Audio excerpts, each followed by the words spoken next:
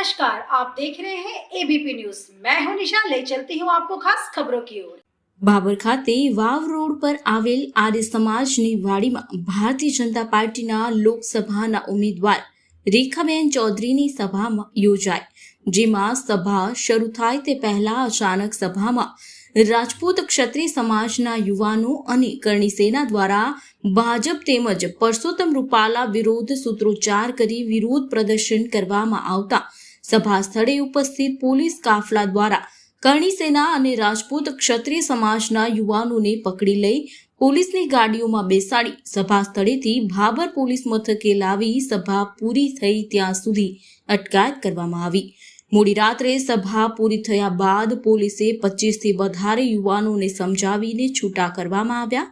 3 જેટલા યુવાનોને પોલીસ સભા શરૂ થાય તે પહેલા અટકાયત કરી, જેથી ભાબર પોલીસ મથકે કેટલાક આગેવાનો સહિત ભાબર રાજપૂત ક્ષત્રિય સમાજના લોકો દોડી આવ્યા હતા। આમ ભાજપની સભામાં અચાનક સૂત્રોચ્ચાર કરી વિરોધ પ્રદર્શન થતા પોલીસ કાફલા દ્વારા દોડાદોડી કરી શાંતિમય વાતાવરણ જળવાઈ રહે તેવા પ્રયાસો હાથ ધરવામાં આવ્યા। શું કહેશો? મારું નામ રોહિત સિંહ તખુબા રાઠોડ, રાજપૂત કરણી સેના, બનાસકાંઠા જિલ્લો।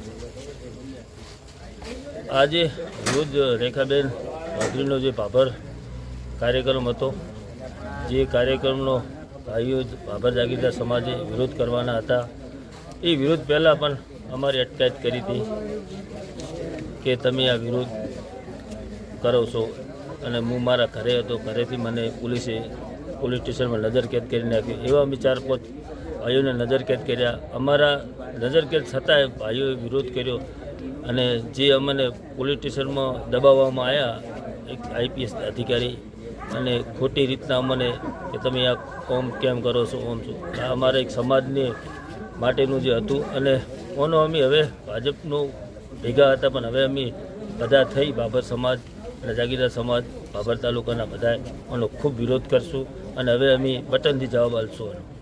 કેટલા જણાને પોલીસ સ્ટેશન લાવવામાં આવ્યા? 25 જણાને, 25 થી 30।